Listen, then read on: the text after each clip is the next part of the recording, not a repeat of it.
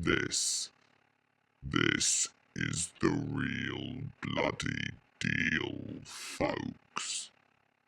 I arise once more with vengeance, with bloodlust, lust for blood, blood for lust, for aristocrats, paupers, the secretaries, blacks, firemen, politicians, teachers, queers, the disenchanted.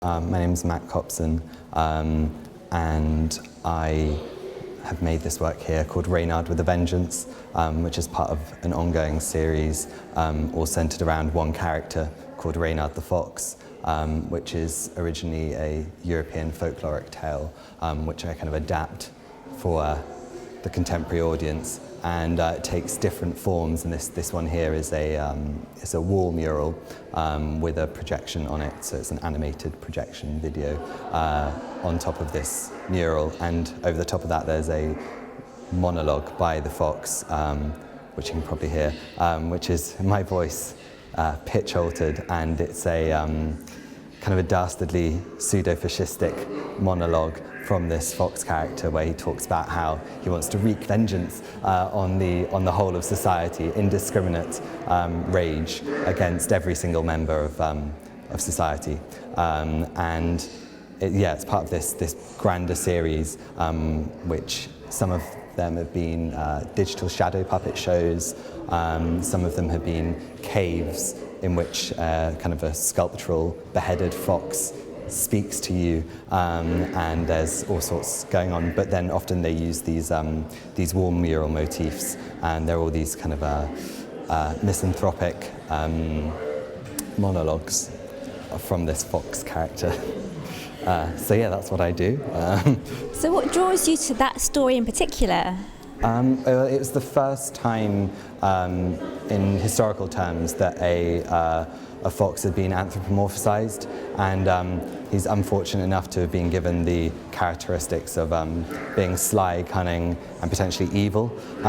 So I thought that it was like a great injustice against an animal that he would be categorized by humans in such an unfair manner. So this is me kind of giving him back his own voice, and allowing him to rail against all definitions. But he's an urban fox, and I guess when I moved to London, I was just attracted by the foxes under the argon lights, and just how great they look, that we lived in a city with these other species getting about their day-to-day habits of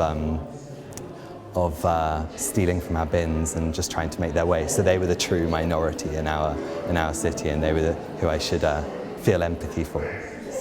He sounds quite threatening, though. We can hear him in the background. He's living up to a slightly sinister Yeah, well, he plays idea. up to his victimhood.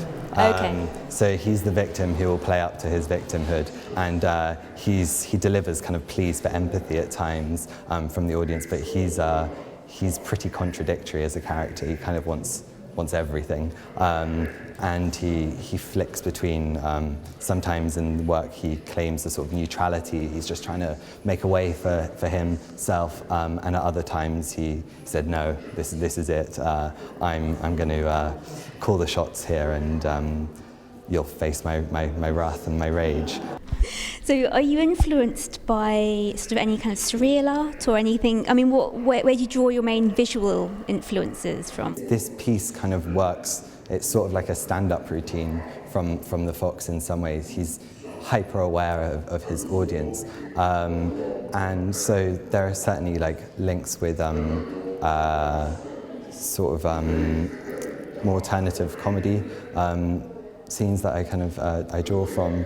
Plus, I mean, visually it's kind of semi-indebted to a sort of 70s comics with an X, and kind of punk underground scene, because he's kind of casting himself as this like avant-gardist figure and takes that form.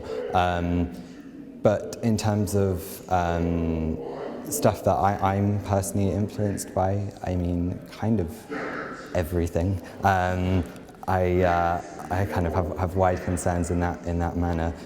I like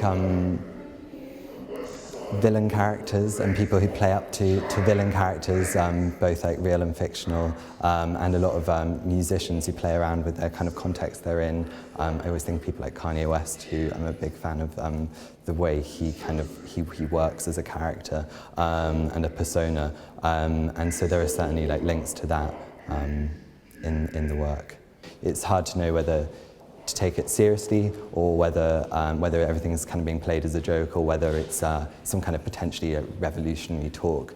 And I guess that's how I feel about it as well, that everything comes with it, this kind of sense of absurdity, even in the most kind of profound and horrendous of situations.